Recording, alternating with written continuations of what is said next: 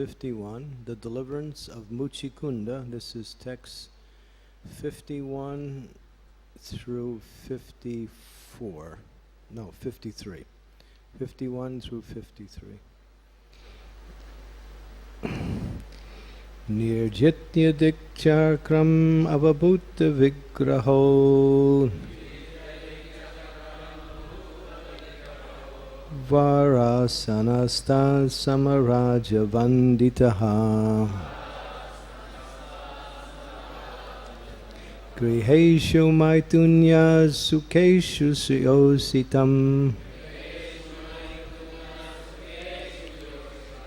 Krida mirga purusha ishaniyate Nirjitya dikchakram abhuta vigraho Varasanasta samaraja vanditaha Griheshu maitunya sukeshu yositam Krida mirga purusha ishaniyate Nirjitya dikchakram abhuta vigraho Varasanasta samaraja vanditaha Griheshu maitunya sukeshu yositam Krida mirga purusha ishaniyate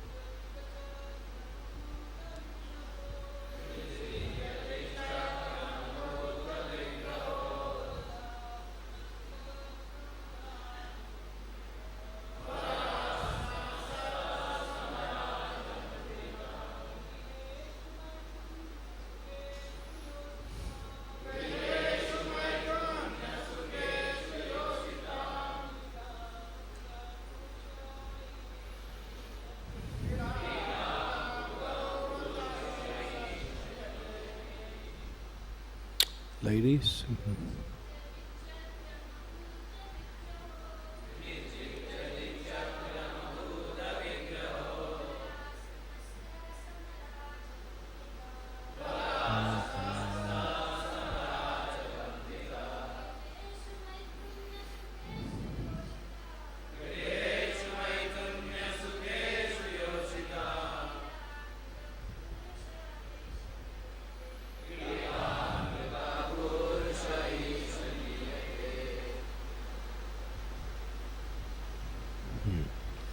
Nirjitya, having conquered, dik, of directions, chakram, the whole circle, abhuta, non-existent, vigraha, any conflict for whom, varasana,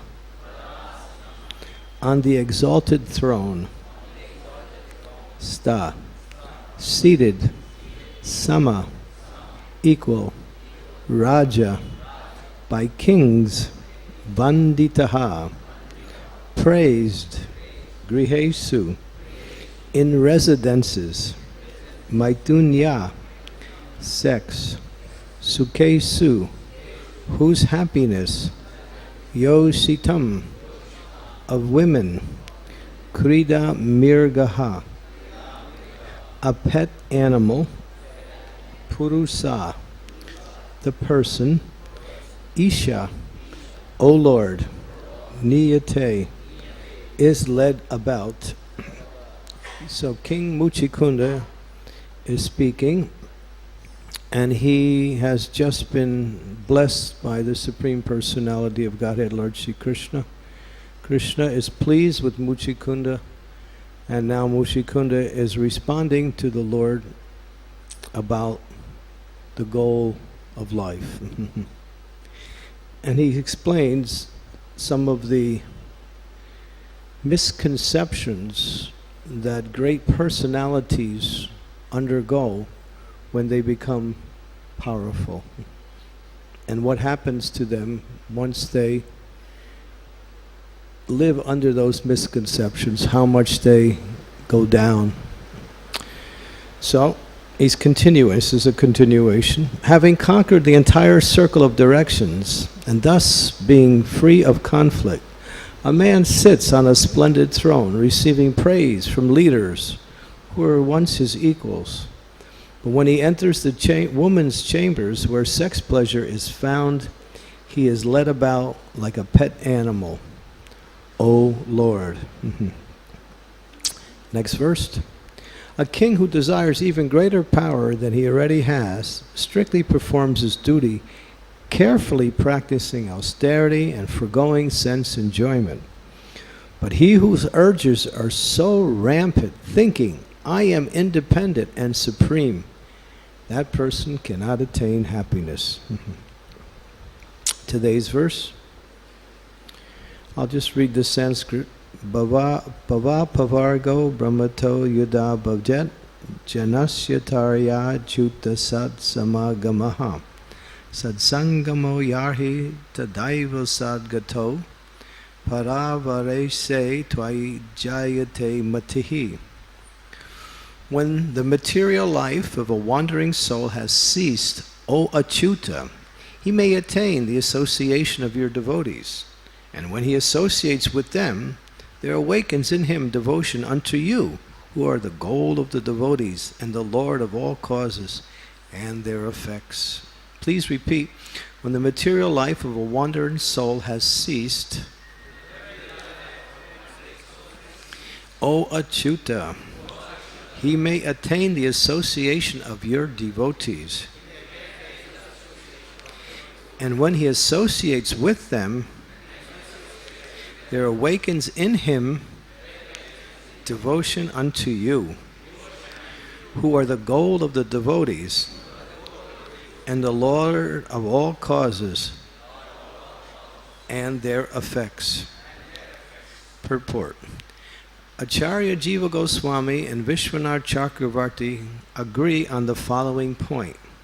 This is an interesting statement about reversed statements, how the cause of something becomes mentioned second, and then the effect is mentioned first. So it's a reverse of philosophy. Although it is stated here that when the material life ceases, one attains the association of devotees, it is in the association of the Lord's devotees that enables one to transcend material existence. So the reverses. Srila Jiva Goswami explains this apparent inversion of sequence by quoting Kavya Prakash as follows.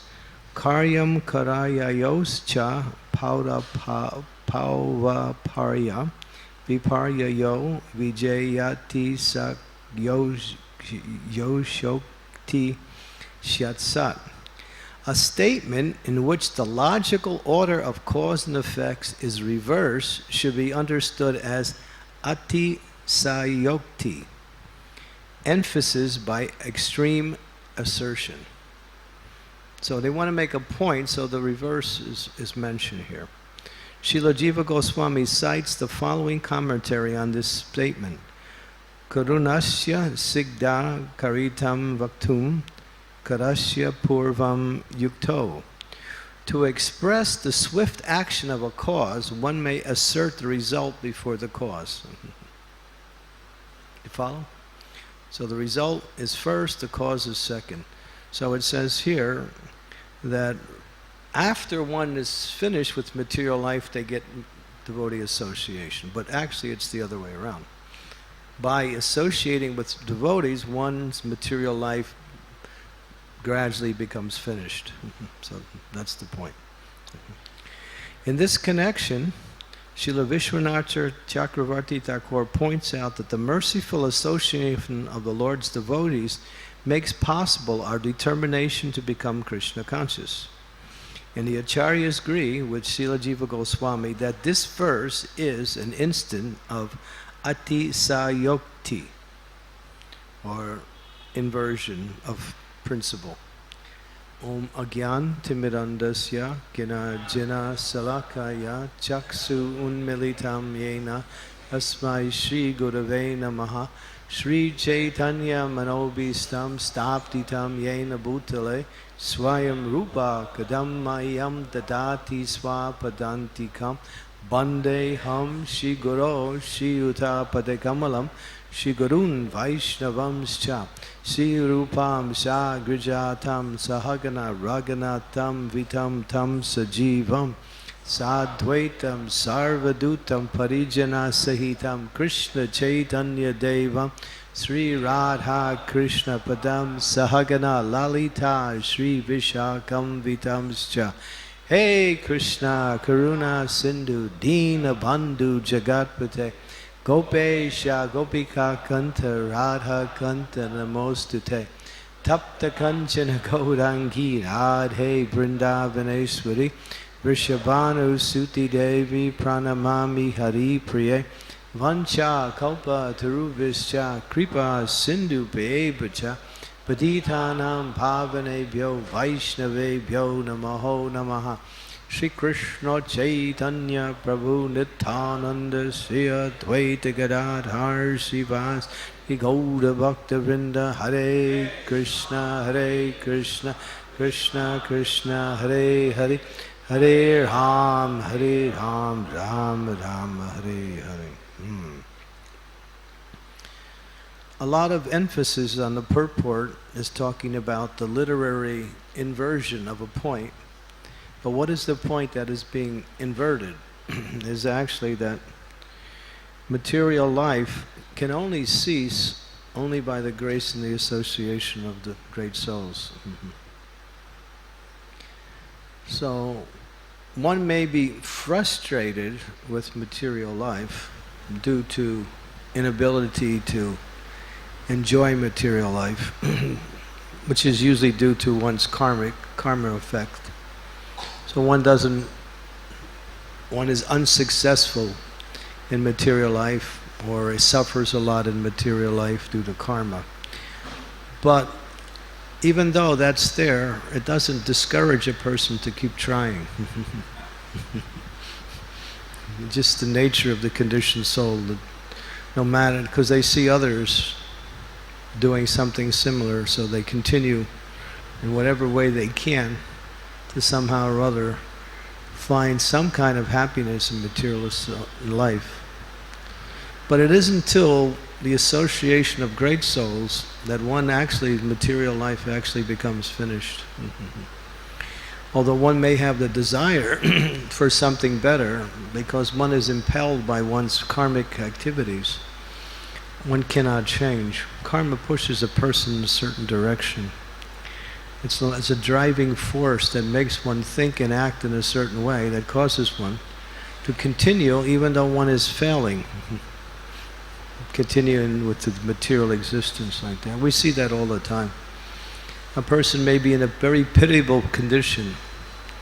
Just like Prabhupada says, there's a there's a country called, what is that? Iceland, I think it's, where people, they live in, they call it igloos, they call them Eskimos, right? It's very cold there, extremely cold. And all they can do is, eat big fish. And they live in a very, what we say, difficult situation. But they won't come to Krishna consciousness because they can't. Because they haven't received the mercy and blessings of the great souls. They won't give up that attachment, even though it's abominable. That's just the nature of the conditioned soul. No matter how bad it is, they continue. Only when they get the blessings and the association of someone who is free from that and from the material existence can they begin to start to wind down their attachment and activities in this material world. So how valuable is the association of great souls? Sadhu Sangha Sarva Sastri Hoy. Lavamatta Sadhu Sangha Sarva Siddhi Hoy. That's mentioned in Chaitanya Charitamrita. It's reference from another Shastra. I think it's Padma Puran. And it explains that the power of pure devotee association is so complete that alavamatta, alavamatta means 1/11 of a second. So if you could divide a second into 11 parts, that would be alavamatta. So the verse indicates how powerful association with great souls is, that in that 1/11 of a second, one can be purified from all material attachments and all material contaminations, provided one knows how to associate. This is also the importance. Association does not mean physical proximity. Prabhupada would use the example that a king is there and a flea is sitting on the king. Now, the flea may be closer to the king than the queen in terms of physical proximity. But is there any connection between the flea and the king? No, not at all, because the flea has no understanding of that, what he's doing or where he is.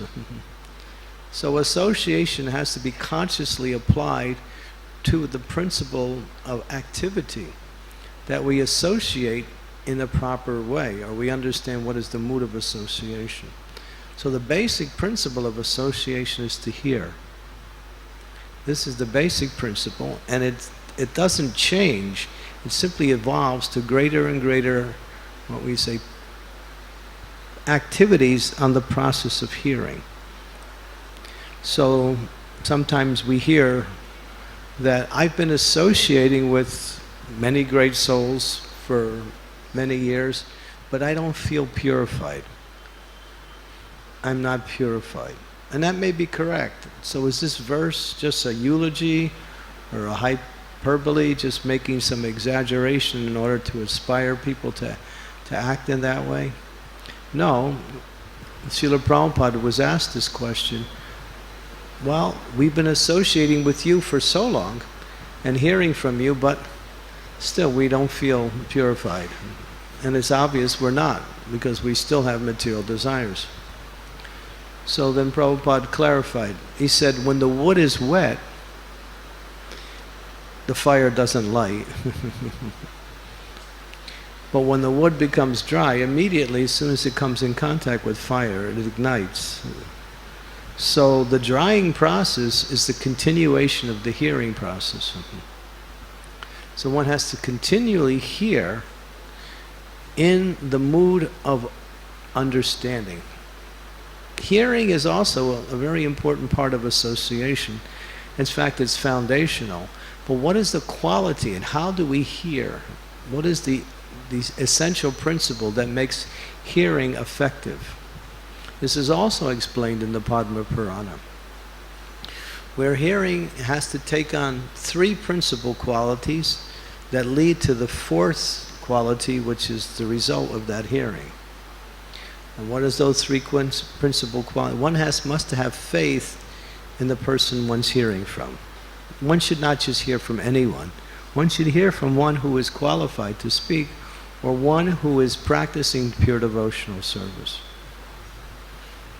And if one should hear from that person, in other words, one should have faith in that person, and one should be humble. Humility is the medium by which one can absorb the sound vibration. If one's consciousness is blocked by a challenging attitude that is full of doubts, one will not absorb the message. Because it's like a screen that's filtering out the actual sound vibration, and one is getting only what they want, not what they need. So one has to be humble. Humble means one hears with a submissive attitude, and one tries to understand. So that's the second thing. Now the third is a little more difficult, and that is one should destroy the faults of the mind. What does that mean, destroying the faults of the mind? The mind will wander during the process of hearing. Will go from one place to another. So one should be fixed on the sound.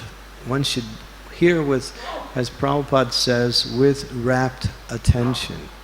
Absorbed in hearing the sound vibration in such a way that if one follows faith, humility, and absorption in the sound, then the fourth principle is the result. One gets two things, or two things occur. One gets realizations on what is being said, or one starts to question. Questions arise naturally, and in those questions one has been inspired to ask on basis of what they have heard. So this is the perfection of hearing.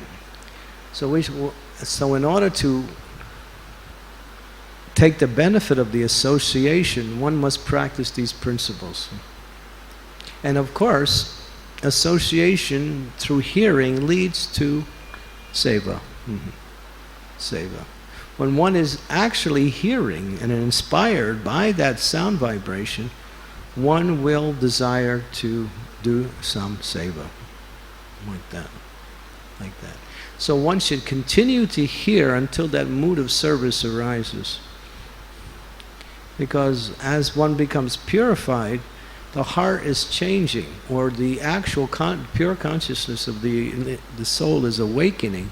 And what is that pure consciousness? To serve the Supreme Lord and to serve the Lord's devotees. This is the pure consciousness. It's covered. It's covered by material desires, material attachments, material misconceptions. It's covered by so many various ingredients of material energy. But as we hear, those coverings are being slowly, but what we say, firmly destroyed. And then what awakens is the desire to serve. Like that. And when the desire to serve starts to awaken, and gradually one loses their attachment to material life. Like that. It's dangerous. Don't listen to this class if you're still attached to material life. It'll just ruin your whole material life. Yeah, we say that sometimes, and there's that verse, don't go down to the banks of the Jamuna and see that beautiful threefold bending form of Shyam Sundar playing on his flute and smiling so enchantingly. Don't go, because if you do, your material life is finished. He's so attractive, you'll lose everything. It's dangerous. So this is the process. Like a lot of times I meet people, they say, Maharaj, ever since I'm practicing Krishna consciousness, my friends don't seem as attractive to me anymore. My occupation is not as... I say, very good. You're actually making advancement. So like that.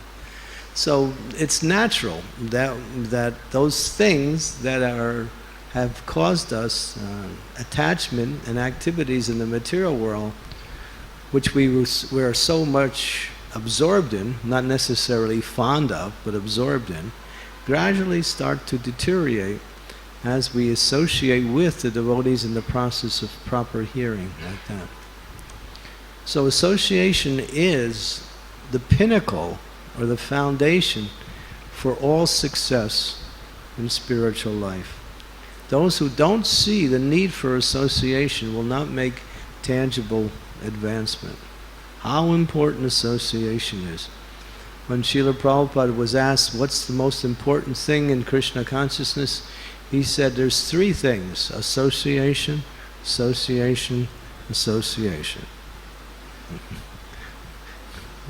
And when you say something thrice, thrice means emphasis. Emphasis means there's no other consideration.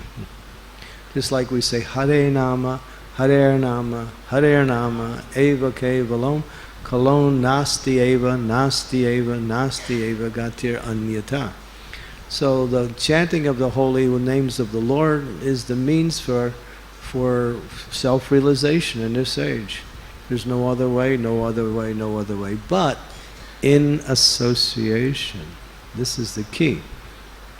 In association with Vaishnavas who are also chanting the holy names of the Lord.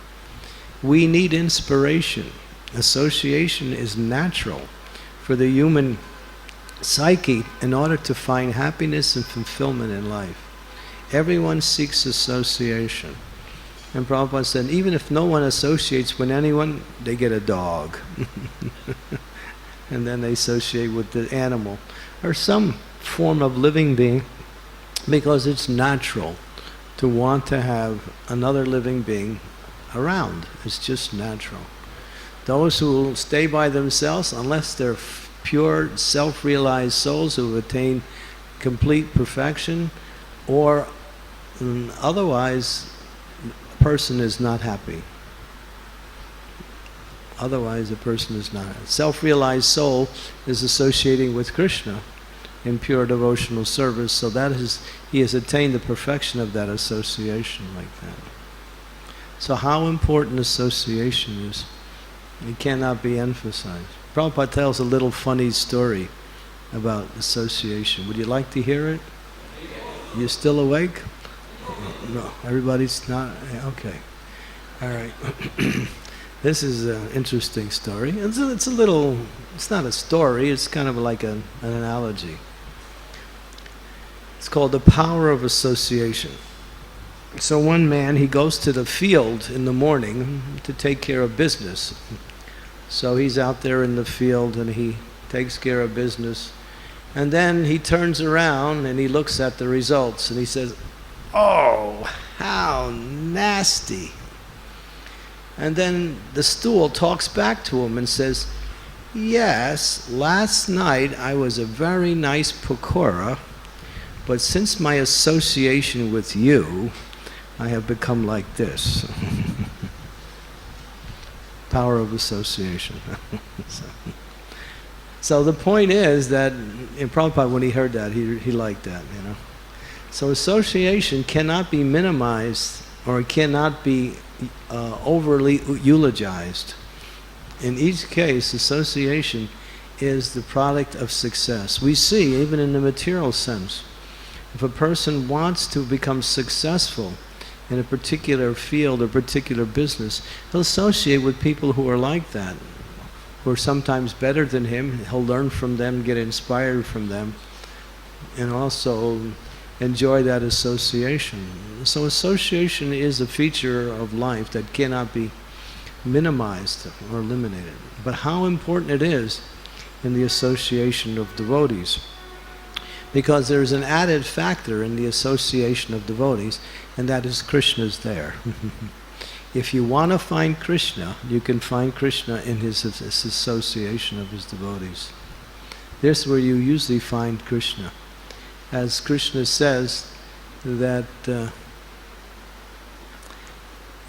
I am not in Vaikuntha. I'm not in Vaikuntha. I'm not in the hearts of the yogis. Where am I? I'm wherever my devotees are together glorifying me. This is where we can find the Lord.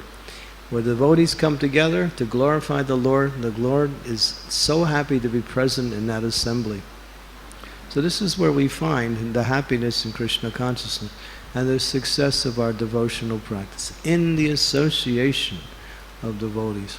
But the process that inspires us to take more and more association of devotees is to hear, continuously hear.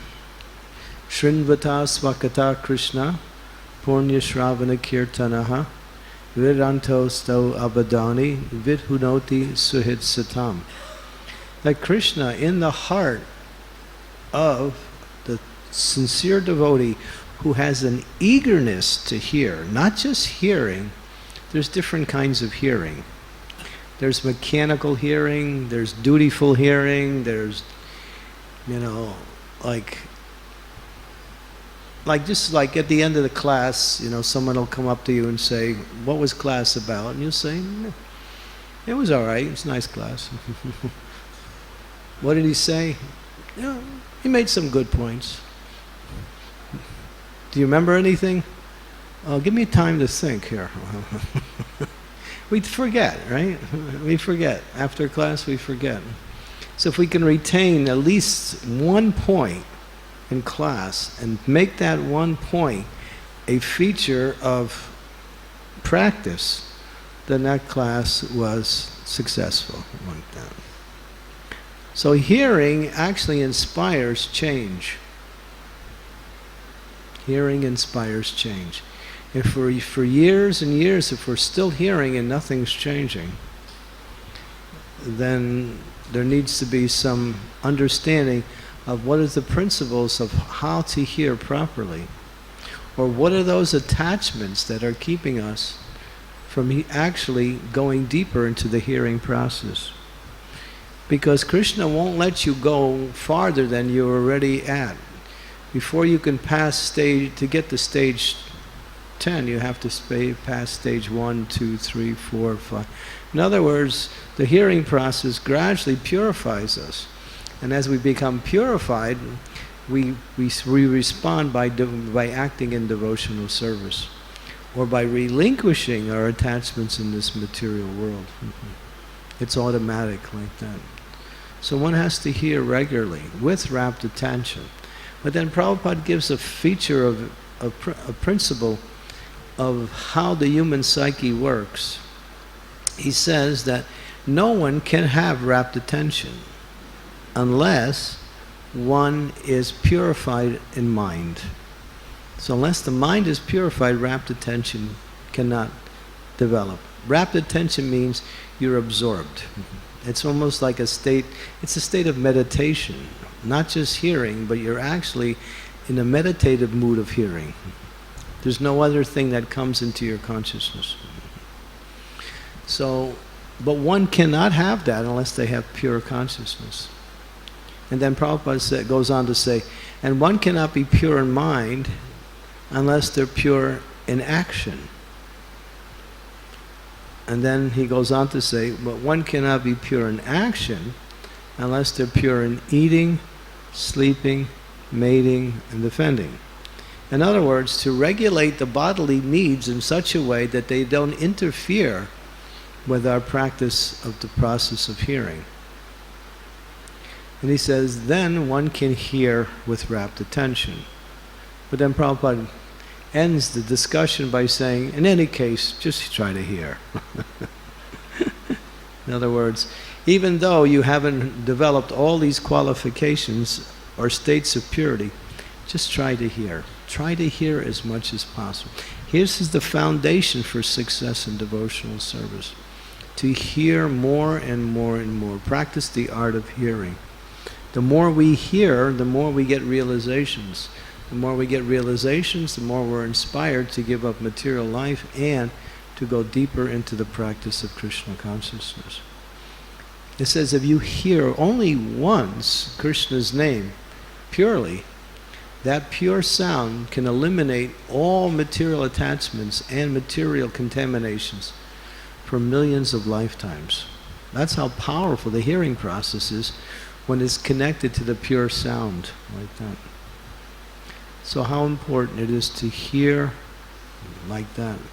So the 9 processes of bhakti that's mentioned in the Shastras and by the spiritual masters all evolve, all revolve and evolve around the process of hearing. Hearing is foundational to all. Srila Prabhupada talks about himself in this regard when his spiritual master was approached by one devotee who wanted to recommend Srila Prabhupada for initiation. He came and he says, Guru Maharaj, I'd like to recommend Abhay Babu for initiation. Bhaktisiddhanta said, yes, I have noted him. He likes to hear. He likes to hear. He does not go away. He likes to hear. So Prabhupada said, that was my qualification. He said, even though I could not understand, because my spiritual master would speak in such high, elevated, lofty terms, it was difficult for me to understand, but still, I did not go away. I did not go away. So the process of hearing has such great results in our spiritual advancement like that. So one should practice this process. It's an art. I remember I listened to Prabhupada's lectures daily. So sometimes when I'm listening, I may be doing other things. But when I stop doing everything and I just sit there and concentrate fully on what Prabhupada says, it's amazing how much knowledge is in each and every sentence and every word practically, that it actually gives you such happiness just hearing the depth of these statements when you actually tune in carefully to the hearing process. It becomes so powerful, as opposed to what is called just skimming the surface, in one ear and out the other. I'll give you an example how there was one devotee, very senior devotee in our movement. He travels around to different temples. So he was going to one temple. It was in America somewhere. And he contacted the temple president. The temple president said, oh yes, please come. Devotees are happy to receive you. But you see, we're in the middle of a big festival now, and so there won't be any devotees at your class, but everyone will have their tape recorders playing. So you speak, and then all the tape recorders will be recording your class, and then the devotees will listen to it later. Very inspiring for the speaker, right? It's quite the opposite. So he said, all right, I'll tape my lecture and put it on my tape recorder, and my tape recorder will talk to your tape recorders. So then the temple president got the message. So yeah, so that it doesn't work like that. It's personal presence in the mood of hearing. Sometimes we take notes during class. And there's a kind of a controversy amongst that. Should we take notes or should we not take notes? Well, sometimes it's beneficial, but sometimes you miss some of the process of hearing while you're writing down notes. So, and when Prabhupada was asked that, he said, no, don't do it. And I know many of you devotees do it here.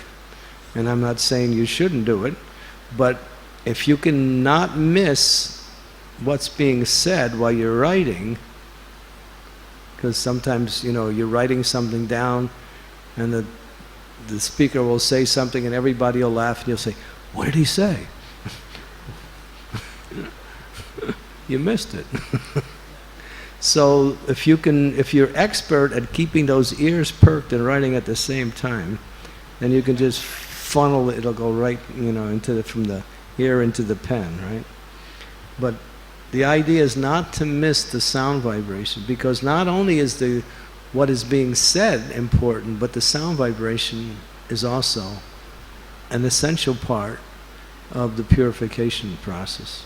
Simply hearing transcendental knowledge is, it will be in itself auspicious activity. It's one of the auspicious activities. So this is a science, the art of hearing transcendental knowledge and the results of that. And it all comes back to the process of association. So therefore, even when we're not in the association of devotees due to circumstances, if we're reading Prabhupada's books with the mood of rapt attention, or hearing his lectures, or our spiritual master's lectures, we are in association with that personality. That is also association. But in order to be inspired in that mood, one should take regular association like that. These are only when it's not able to get that association like that. Okay, so here, okay, again, this point of reversed principle, inversion, where the cause is stated before the effect, or the effect is stated before the cause, helps one to understand the importance of the principle that's being made. So this is a literary expression in order to make a particular point of emphasis like that. Mm-hmm. Any questions? Comments? Jai Jagannath Prabhu? Hare Krishna Maharaj. Hare Krishna. Thank you for a very beautiful discussion.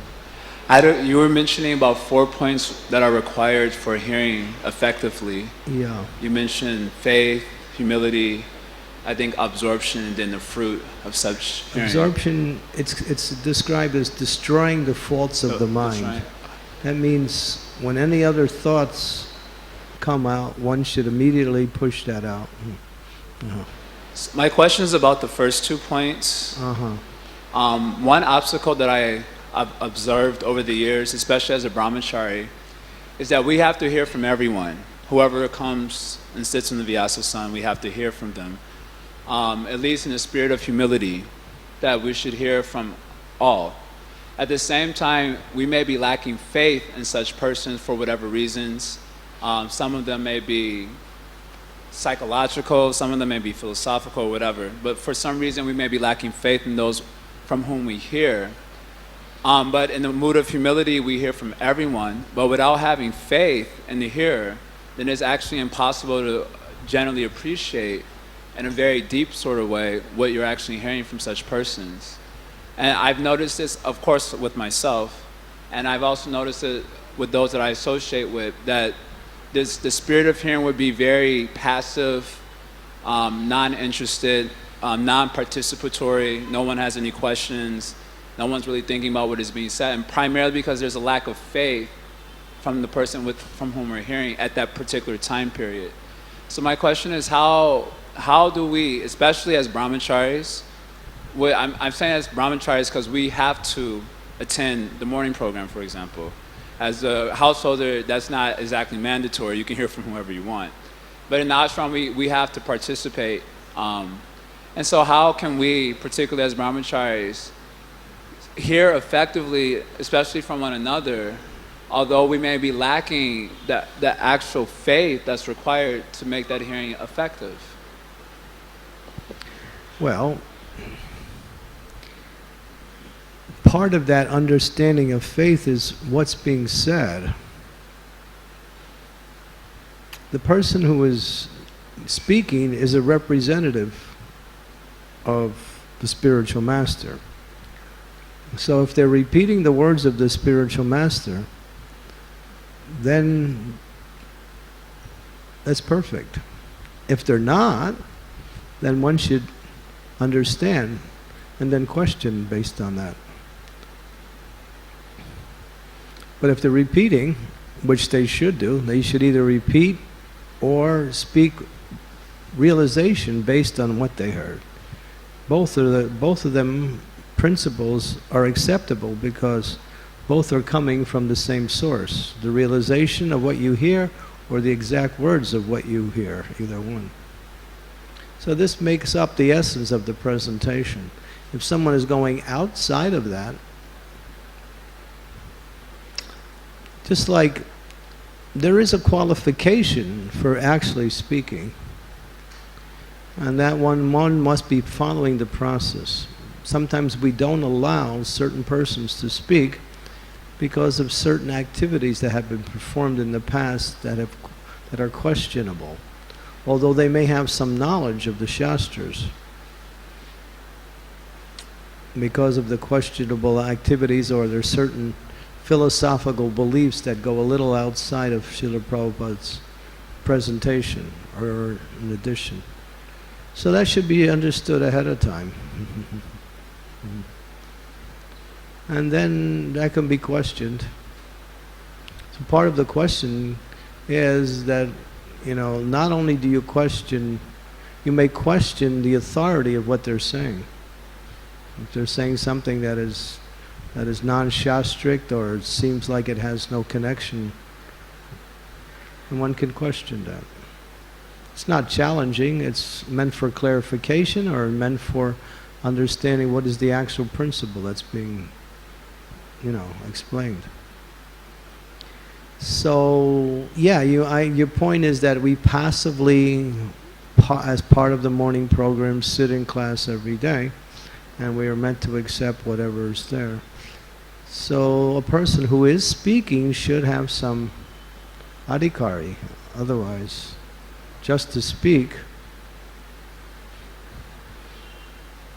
there was one devotee who was asked to give class one time, and he was really not enthusiastic about giving it, but he was somewhat forced to give it, just to train him up. So what he did was, he had one of these cassette tape recorders that he hid inside his shirt, and he had the earplugs in his ear with a thing over his head so nobody could see the earphones.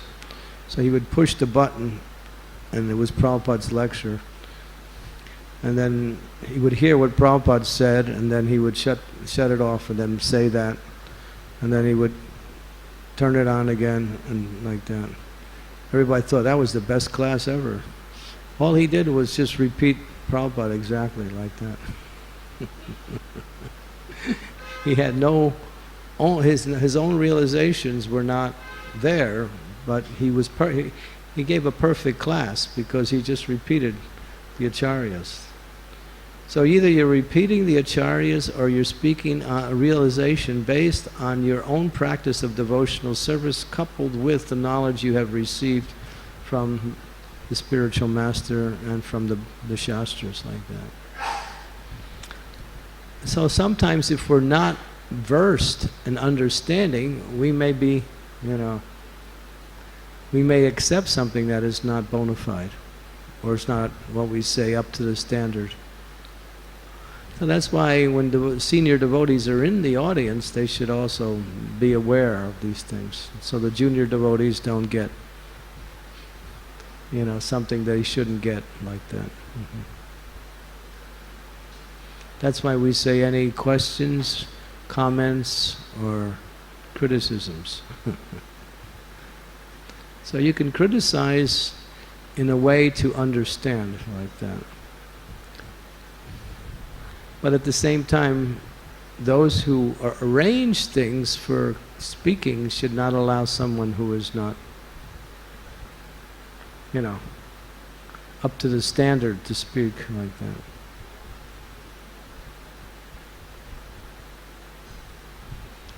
So I can't give you, there's not a perfect arrangement in order to avoid that. You have to be a little bit, intelligent to hear things and try to understand like that.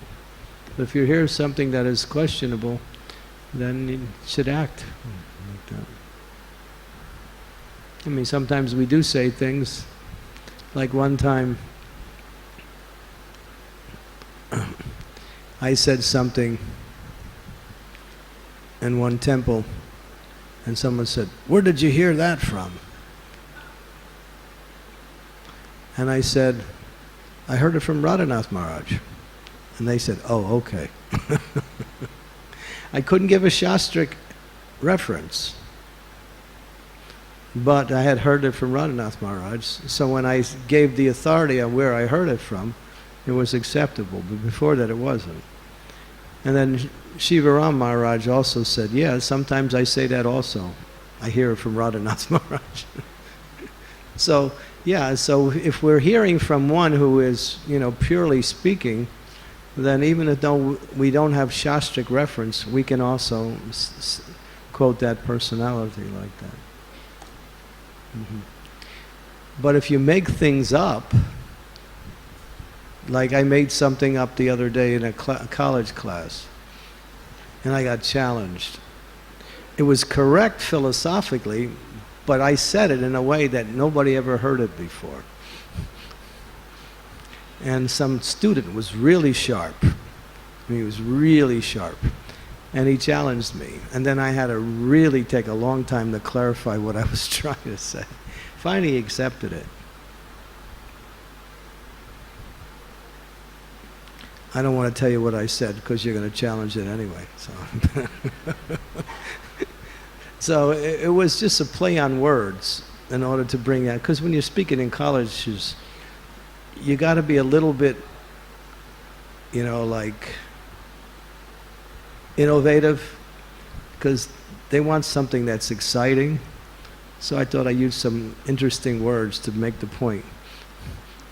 But this one student became a little bit concerned that he couldn't understand exactly what I was saying.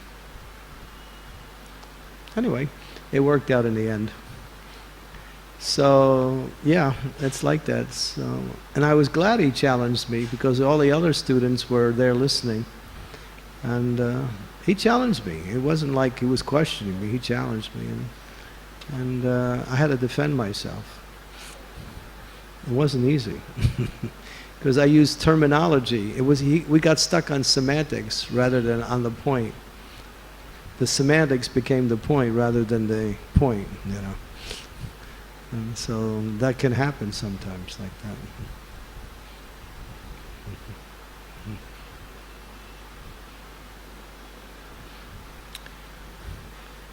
So I think if we're listening, we should have a little bit understanding of the philosophy so we can,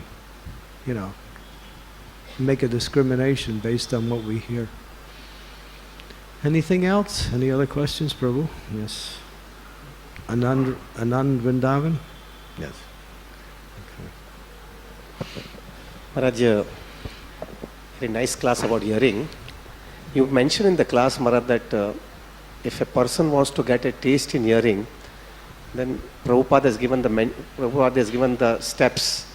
The first step is that you should have a faith, and after the faith, your mind should be clean. Once the mind can be clean, only by your activities is clean. Jai Gopinath ki jai.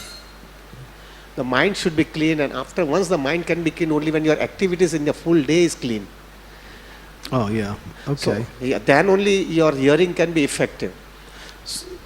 Yeah, it's called rapt attention. Yeah. So now one thing is very clear. Even if we wanted to get the taste of hearing, but even if our lifestyle is not clean, then we will not be having a taste for hearing. So that means our full lifestyle, our full activities for the whole day absolutely depends how we hear. Yeah, so Prabhupada qualifies, he says, just hear anyway. Just do it. Even though you don't have a taste, force yourself to hear. So, a lot of times you have to force yourself to do the right thing. Why? Because we're conditioned in another way. So we have to force. Force is natural when the activity is, authorized or beneficial. Just like we have to force ourselves to hear the Hare Krishna mantra when we're chanting. We say, oh, I don't want to force myself to hear. Then you won't hear. So in that case, Prabhupada is saying, force yourself to hear. Just hear. Don't give up the hearing process, although you're not purified in your activities yet. You may not have a taste for hearing, but hear anyway. Do it as an instruction.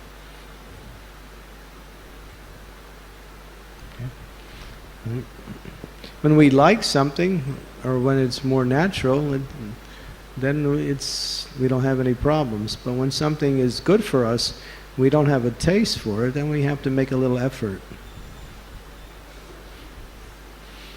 But after a while, when you start to hear, start practicing hearing, you develop a taste for hearing.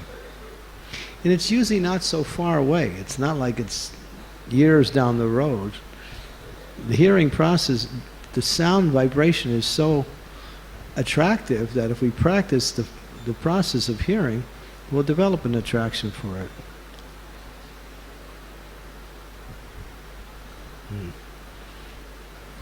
So a little force is required sometimes. Okay. Thank you very much. Srimad Bhagavatam ki jai. Srila Prabhupada ki jai. Gaur Premanande. Hari Hari Bol.